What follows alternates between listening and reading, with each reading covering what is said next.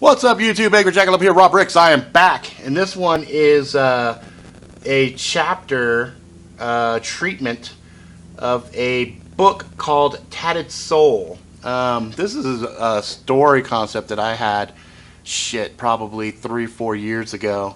I started working on a treatment. A friend of mine, G. Rivera, who did that awesome piece back there, did a demon set of pictures on Facebook, and I told him, dude, I have an actual story idea. So I wrote this chapter so that he could get an idea and a vibe of what's going on with Tatted Soul.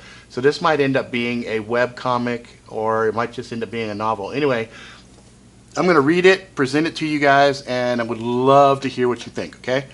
So chapter 1. Searing, blinding pain, heat. I was on fire. I opened my eyes and blinked hard once, praying that the fucking pain would end. Nothing. I blinked again and my mind went funny.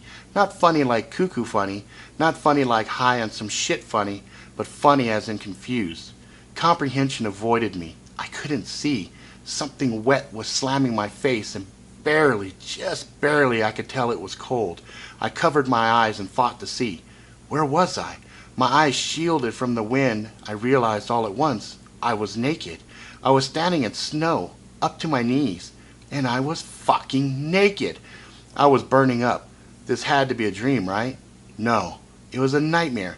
I couldn't see anything and I was afraid. What was happening? My mind had too much to handle, and the darkness embraced me. Yeah, I know, bro. You told me a story like 100 times. It just don't make no sense. I mean, 1 minute you're with the family in Iraq visiting friends, and then your ass is in Norway? Hell, I interrupted. What?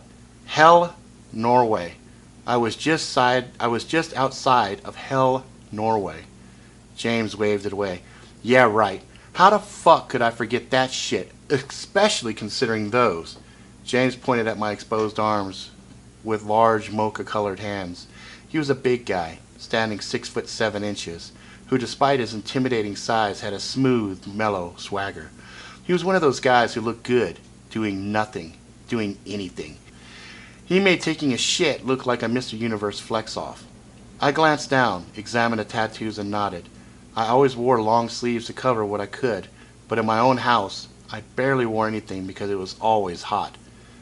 I didn't sweat and look disgusting hot, but it always felt so damn hot. Yeah, I know, right?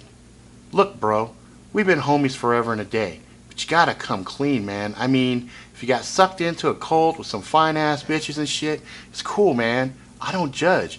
But you was gone for like 6 months. 6 months! A lot of shit can go down in 6 months, bro. You said last thing you remember was riding the car with your folks. I believe you. Maybe the shit you went through in those lost 6 months was bad, man. Maybe you got kidnapped. Maybe they gave you a bunch of cock meat sandwiches and shit. I know if that shit happened to me, man, I'd want to forget. I punched him in the arm and he let it land. Fuck you, man. I didn't eat no cock meat sandwiches. He made a face like the hit hurt. Just saying, man. Maybe you had to do some crazy shit to escape, and because of it you got some post-traumatic shit. This wasn't the first time we had this discussion. I knew James worried about me, and some of what he said made sense. I mean, bro, you're worth like what, 300 million? I shrugged. Last I checked, that was my half. Stacy has a little more. The state also has another 700 for running the family business. Fuck, I don't know. Look, Chase, all I'm saying is there's a lot of reasons to kidnap you. Even with your parents dead, the estate would have paid for you. So what the fuck? They kidnap me, then tattoo me up with all the satanic looking shit? This time he shrugged, and he eyeballed the one on my right arm. Well, that one's kinda sexy. She didn't have that snake lower body. Bitch kinda hot. The right arm was covered from the back of my hand all the way to my shoulder. She reminded me of Medusa, but James was right, she was hot. Jessica Biel hot. Top part of her was amazing. She stood nude with her arms crossed with an expectant look on her face like she was impatiently waiting for something. Detail was almost photorealistic. Gradation from her perfect breast to her navel, and the snake bottom was perfect. As I stared at it, the scales almost seemed so real to me that if I had touched it, it would slither off my arm. The lower snake part wrapped around the whole The snake part wrapped the whole arm, was down from my elbow to the tip of her tail, which extended from my wrist to the back of my hand. Dude, I swear to God, if you try to spank your shit to my tat, we will not be friends. Dude, let me just skeet. Damn, man, you're fucking ghetto. Still got my street card. I laughed at that. James was so far removed from the ghetto it wasn't even funny. His family was in pharmaceuticals, and his father was a chemist who had developed a pill to help fight depression, had little or no side effects. Almost overnight, they had gone from a solid middle class to the top 1%. Yeah, maybe Grand Theft Auto. We both talked the talk, but knew next to nothing about the other side, other than the shit we had read, saw, or played. Yeah. I bet you beat it to Mr. Scary there. I looked at my left arm, and the image there scared me. It was a hulking beast of a thing, with a monstrous skull attached to his head, standing as if it was guarding something. He barely fit on my arm. He had a huge two-handed sword which extended all the way down my arm. I couldn't see his feet because he was standing in a blazing inferno. I shook my head. Dude, my dick hides when I see him. Yeah, right, hides in your hand. Tattoo on my chest. She was something special. Even though she was obviously a demon as well as the others, she was by far the most beautiful thing I'd ever seen. If she were real, any healthy and able man would gladly spank it to her. I didn't need to grab a mirror to recall how she looked. She was on my right chest, reaching across to my left as if she were reaching out to my heart. She was naked, but teased me by showing just enough but not revealing anything to me. Her wings covered her breast, but you could see a faint silhouette of her nipples through their thin bat-like membranes. Her eyes looked a little sad, and when I would stare at them, they seemed to shine a dark beauty, almost like that moment of tragedy and loss right before the eyes well up with tears. Chase, you here, man? I regained my focus. Yeah, you just got me thinking about the other tats. Ah, you was thinking about her. I couldn't help but nod. Why even bother to lie? I hated the other tattoos and wanted them gone, but not her. Well, at least you don't have to see the hellscape on your back, man. Again, I nodded. James had taken photo with his phone, and on his laptop showed me what he could see. That shit back there is scary as fuck, my man. The image on my back was horrific. It showed a massive beast of a demon whose shoulders and giant wings covered the top section of my back. He held a shield which had on its surface which appeared to be covered with flesh, markings which neither of us could find on Google. At his feet were mangled bodies, all torn apart and mixed together in such a way you couldn't tell they were pieces. If you looked real close, you could see the details. Flame danced around most of the piece as well. There was an uneasy pause as we discussed the back piece.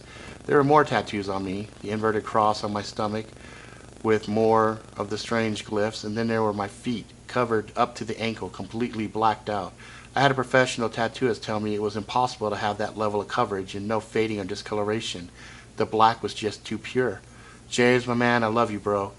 But all of this, I waved myself up and down. This shit ain't right, man.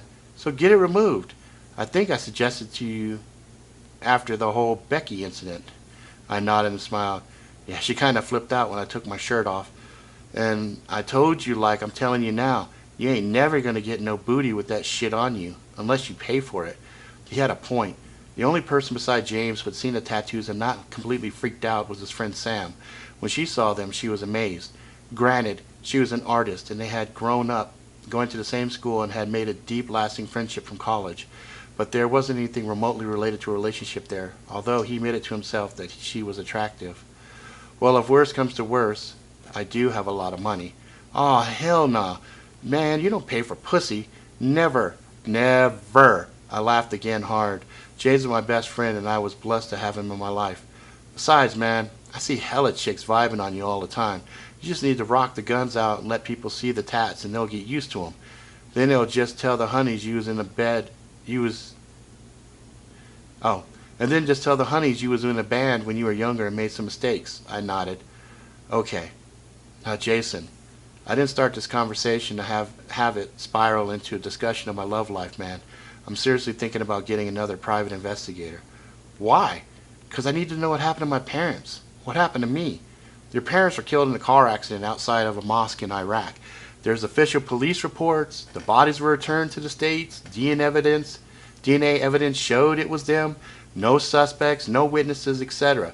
They assumed You blew up or something, and then you show up back in the States 6 months later.